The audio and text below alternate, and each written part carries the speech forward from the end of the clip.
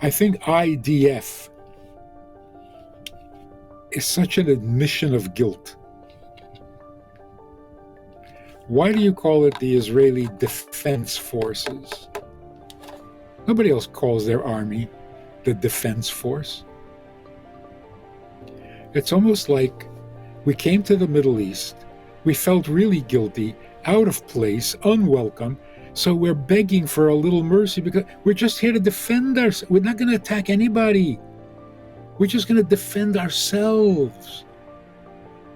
Who's going to get bullied in the schoolyard? The kid who says, oh, I just want to be friends with everybody.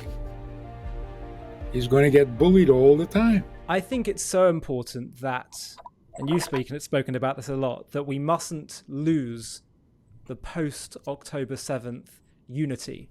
The October 8th Jew, the unity that we had in Israel and throughout the world, and of course before October 7th, and you definitely see there's something very important to learn from this, but we were on the brink of civil war, or at least it seemed that way. Maybe it wasn't actually the case. Could you just spend a couple of minutes just explaining why is Ahavat Yisrael, loving every Jew and Jewish unity, why is that so important? And what are the philosophical roots that can ground us in understanding just how precious that is to maintain and propagate?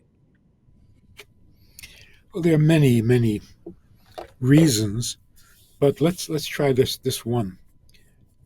Am I a Jew or am I not? If I can't see a fellowship, if I don't feel connected, deeply connected with every other Jew, then what makes me Jewish? Or let's put it in different words. Is a Jew a reality or just a belief? Am I Jewish because I think I am? Like a man is a man if he identifies as a man? So I'm Jewish if I identify as a Jew? So anybody else can identify as a Jew and automatically they're Jewish? Is a Jew a real thing? Well, if my Jewishness is real, actual, then every other Jew is just as real. There's a little story about a man who had two sons, and one son came and complained that the richer son never helps him because he's poor. The brother is rich, never helps him out when he asks. The rich guy came to his father for a favor. His father said to him, "Do I know you?" He says, "I'm your son." And the father says, "Oh, I'm so confused because I have another son that you don't think you're a brother to. So if you're not his brother, how are you my son? And if you're my son, then you must be his brother." So are we a family? Is it true that there's a Jewish soul that we all share in common? If not, being Jewish means nothing. So loving every Jew means realizing the reality of the Jewishness of a Jew.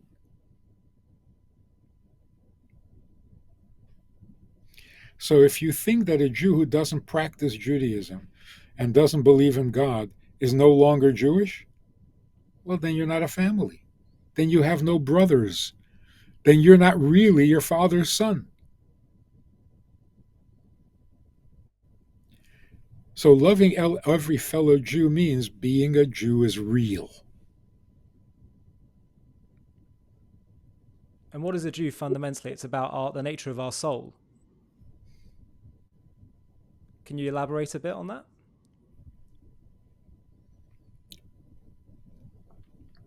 You know, people think that we are Jewish because we were chosen to be Jewish. That's not true. God created a Jewish people. And 400 years later, at Mount Sinai, God said, "Be my chosen." But who was he saying it to? The children of Israel, who were already the Jews. So God chose the Jews for a job, not he chose them to be Jewish. So what makes us Jewish? Not a choice, a creation. God wants cows, he creates cows. He wants lions, he creates lions. He wants Jews, he creates Jews. He doesn't choose. It's like I've created all the people I can create. Now I'm going to have to choose one of them. If you need a Jewish people, create one, which he did. So it's offensive to say the Jewish people were chosen to be the Jewish people. You mean we lost the contest? There was a choice and we lost? Why? Because you owned all the banks? Why did you get chosen? Did we do something wrong that we don't get chosen? So saying the difference between a Jew and a non-Jew is that we were chosen. That is so offensive.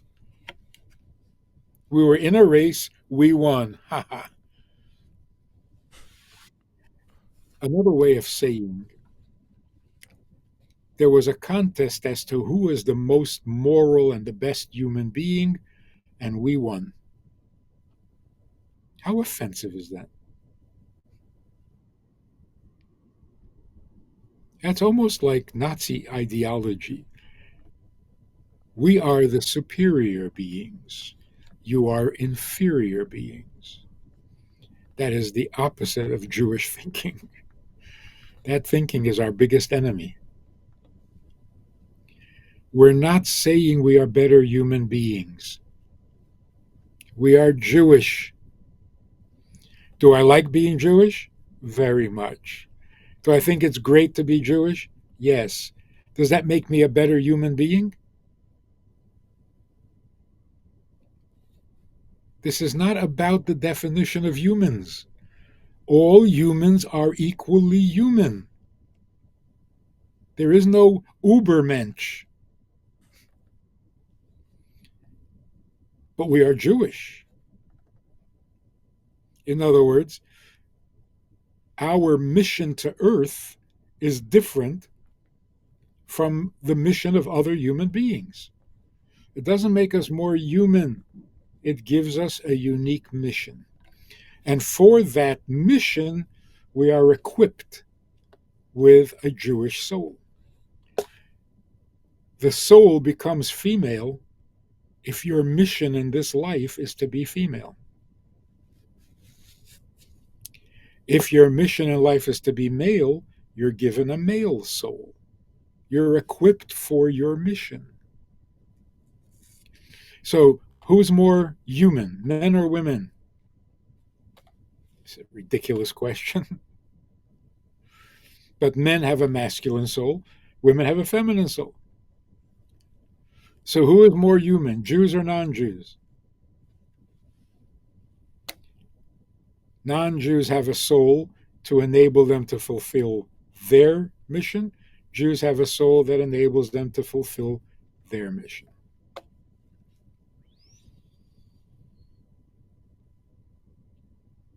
So if you're Jewish, you better think that that is the greatest gift in the world. And if you're not Jewish, you should think that's the greatest gift in the world. If you're a woman, you should love being a woman. And if you're a man, you should think you're the greatest gift to women. In all humility. What are some of the qualities of a Jewish soul? Okay. The mission is really universal. Men, women, Jew, non-Jew, adult or child, it's one mission. make the earth holy. That's it. We were given one little holy land as a sample. The mission is to make the rest of the world holy land. Now, in order to make the world holy, we have to bring heaven and earth together. That involves two movements: the elevation of earth towards heaven and the drawing down of heaven towards earth. Generally speaking, human beings who are not Jewish are the nations of the world, and their job is to elevate the world moving towards heaven. The Jewish people, on the other hand, are God's voice in the world. Our job is to move heaven closer to earth. So we heard God speak at Mount Sinai. We got the Ten Commandments. We shared it with the world. We taught the world to believe in one God. We brought God to the people. Non-Jews have to bring the people and themselves to God. So it's a mission. It's just about what your mission is. Yeah, and the mission is in some way opposite. There's elevating the world, and there's bringing heaven down to the world. But does And that mean? that's Sorry, go for it. That's where people get confused about the mission is to get to heaven.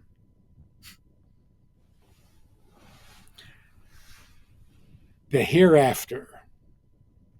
No, that's a little bit of a misunderstanding. It's not to get to heaven. It's to move earth closer to heaven, not to leave earth in favor of heaven. So stop blowing yourself up to get to heaven. Your job is to move earth closer to heaven. Our job as Jews is to move heaven closer to earth. So we are the light to the nations. So Light comes. Huh? Presumably that means that the Jewish soul, there's a sense more of a heavenly, godly aspect is invested in them so that they can bring that down. So what does that mean sort of practically? Because on the one hand, I hear that, but on the other hand, Jews are flawed people with negative urges, just as others are. We're all human beings. So, like, how exactly? You say Jews are God's voice to the world. I think, well, I'm a flawed human being, just as everyone else is. How does that work? Well, I think most serious observers will tell you that the Jews have had the most humanizing effect, the most moral effect of all nations. That's true. In fact, Hitler hated Jews precisely for that reason. Because we gave the world a conscience, and he hated that. He writes it in his book. Humans with a conscience are diseased people, because a natural, healthy human is barbaric. And barbaric means no conscience. It doesn't mean primitive. The Nazis were not primitive. Germans were not primitive. They were highly sophisticated. But barbaric, meaning I'll do what I need to do and no regrets and no guilt. But the Jews keep putting this guilt on us, so they got to go. They are the disease. So even the Nazis were saying Jews have too much of a moral influence, and we don't need that. We need to be able to kill people who need killing without a second thought.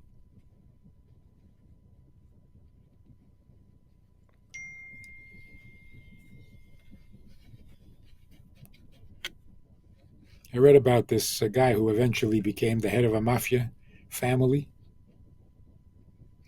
There was a neighbor who played music too loud in the apartment building in the tenement, and he was asked a number of times to cut it out. He didn't.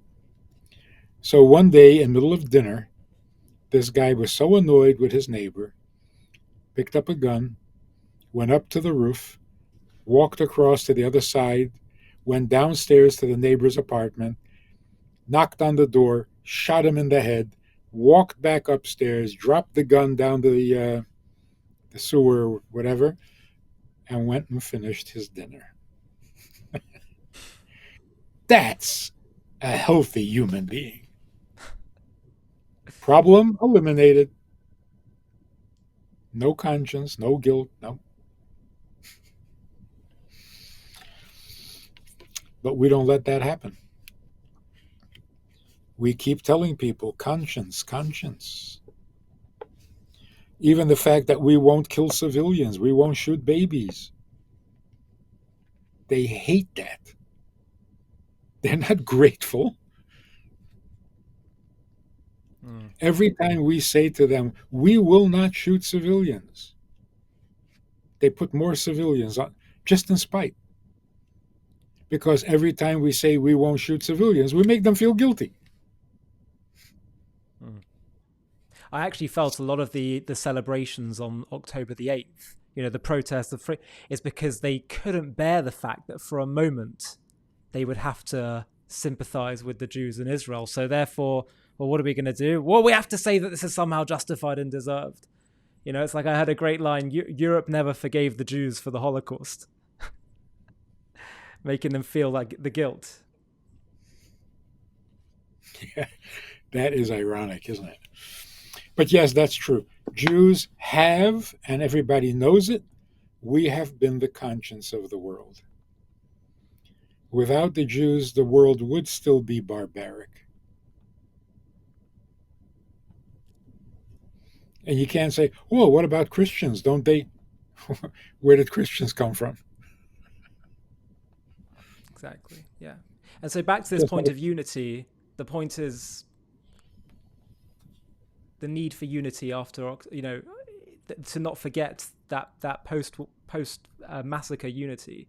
The message is that our mission is so important. If we remind ourselves of what that is, then we should see that we're all equally critical members of that collective national mission.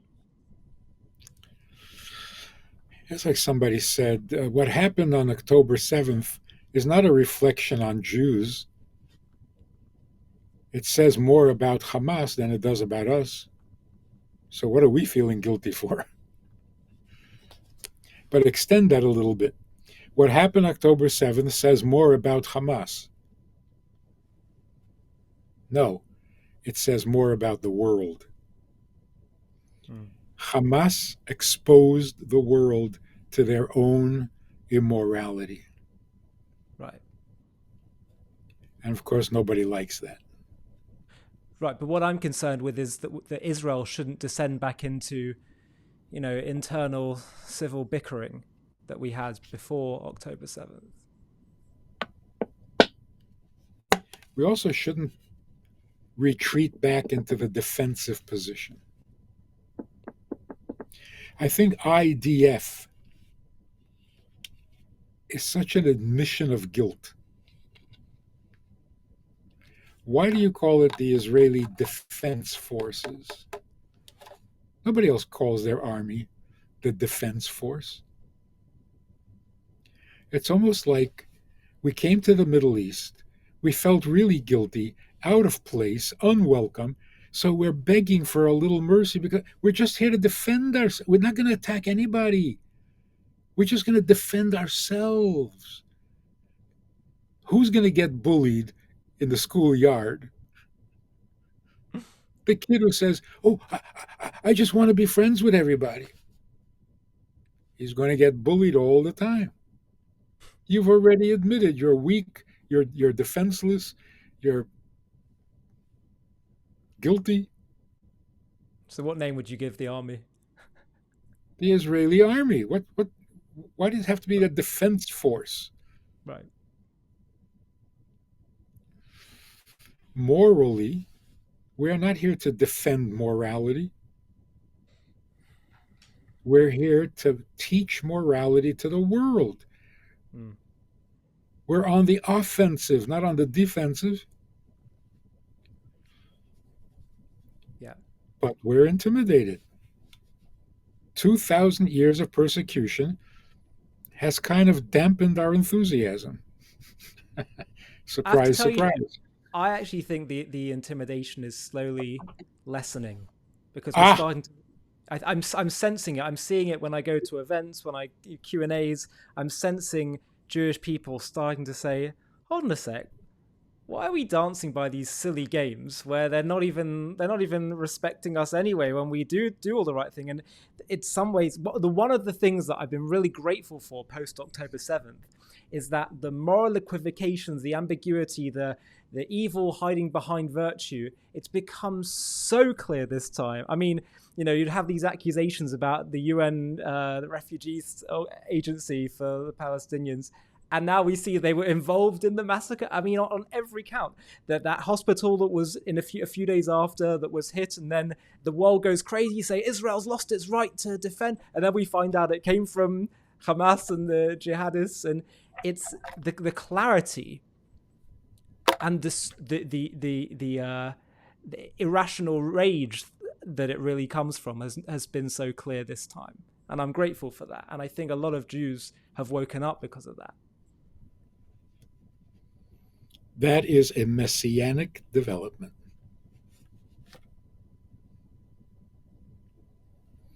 When the truth starts to dawn and breaks through the clouds of falsehood, that's Mashiach. It's taking too long. Just like the war itself should have been over in a month. But we're too timid. And we feel like being timid is being moral. Oh, we hate doing this. We hate fighting. So we'll fight slowly. We'll kill you slowly. That is not moral. That's torture.